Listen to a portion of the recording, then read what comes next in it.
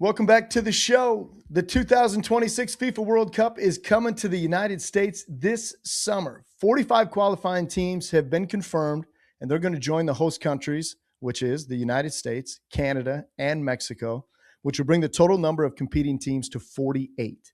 So among the notable absent teams this year is Italy, four-time world champion, but Italy was eliminated by Bosnia and Herzegovina.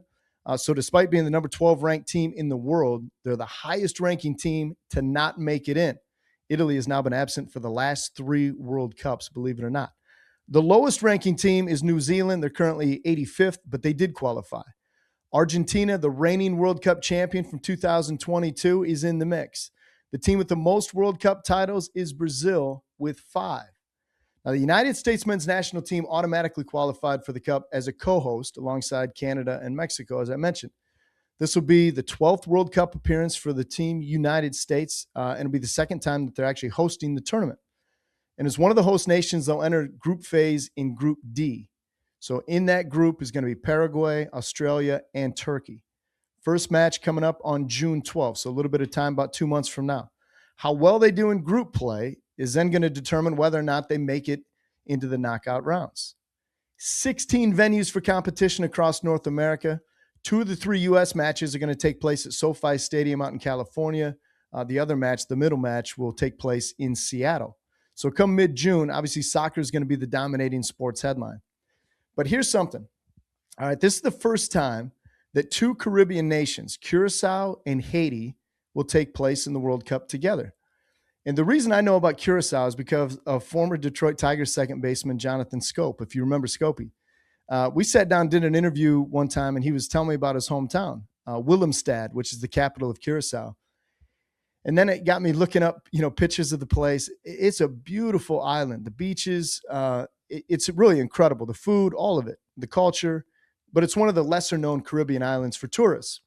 In fact, current Tigers pitcher Kenley Jansen, he's from Curacao, as is Atlanta Braves second baseman Ozzie Albies. And if you remember, former Major League outfielder Andrew Jones. So obviously the island has turned out major league talent, but it's their soccer team that has the nation abuzz now.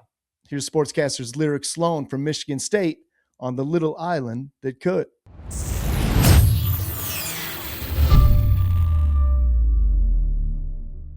So picture this. A soccer match ends with a score of 0-0. No goals, kind of boring. But for one team, that result changed everything.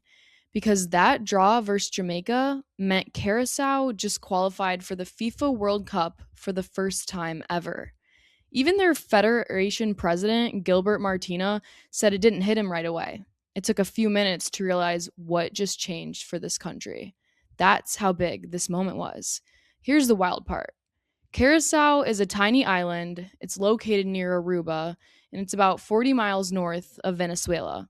If you've been on a Caribbean cruise, you've probably docked there. We're talking about an island with about 156,000 people.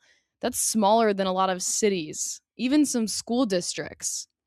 Now, they're about to step on the biggest stage in soccer, the World Cup being held in Kansas City. When they play this summer, they'll be the smallest nation ever to compete in a World Cup. And yeah, on paper, they're underdogs. They're ranked 81st in the world. They're going up against teams like Ecuador, Germany, Ivory Coast, teams with way more resources, way more history, way more experience. But Curacao isn't just showing up to participate. They've made it clear that they're here to compete, to take points, to prove that they belong. In that mindset, that's what makes sports so great. But here's something that makes this team really interesting. A lot of their players actually come from the Netherlands. Well, it's a part of the Netherlands. They qualify through family connections like parents or grandparents from Curacao. So a lot of these guys grew up in Europe. They've trained at a high level, and they're hoping to play for the Dutch national team. But now, they've got their World Cup moment. And that's powerful because it shows that representing where you come from still matters. Also, fun fact, Curacao is actually better known for baseball. Guys like Andrew Jones and Kenley Jansen came from there. So for soccer to reach this level, that's a huge shift for this country. And it didn't just happen overnight. Martina has been involved with the team since 2002. That's been years of building, funding, believing in something bigger than they are. Even recently, they've had some challenges. Their coach, Dick Advocate, he helped them qualify, but then he stepped down right after. So now they've got a new coach, Fred Rutten. New coach, same goal. But here's my favorite part: the fans. They're expecting about 2,000 fans from Curacao to travel to the World Cup. That's over 1% of their entire country. Imagine your nation showing up for you, traveling for you. I mean, that's not just support, that's pride. And they're not planning a short trip either. Martina basically said, you better pack for a long stay. They're not just going for 3 games, they're gonna make a run. And that's why this story matters, because it's bigger than soccer. It's about a small country stepping onto a global stage and saying, we belong here too. So if you're a high school athlete listening to this, I mean, that should hit. Because Curacao didn't have the biggest system, they didn't have the highest ranking, but they stayed ready. And when their moment came, they showed up. So yeah, this summer, you'll see the big teams, the big countries, better experience.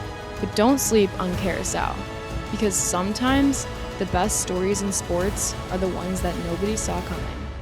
This is Lyric Sloan on SportsCaster's Open Mic. Curacao, the feel-good underdog story of this year's FIFA World Cup. Again, competition in the group phase gets underway in mid-June. You know, soccer, as we know, has great importance here in the United States, but globally, it's unmatched as far as importance.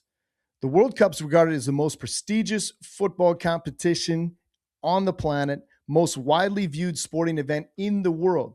Okay, so here's some perspective on it. The global population is around 8.3 billion people. Engagement with the most recent 2022 World Cup was estimated to be 5 billion. That's more than half of the globe, and about 1.5 billion people watched the final match.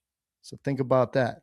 So if you're not necessarily a soccer diehard, maybe this summer it'll start to get into your veins a little bit more, because the World Cup is a big deal, and the fact that we're going to have those matches taking place on U.S. soil, it's going to be incredible. All right, thanks to Lyric Sloan for that. When we come back, how the inability to see has not deterred one young sportscaster from realizing his dream of calling basketball. That's next on Open Mic.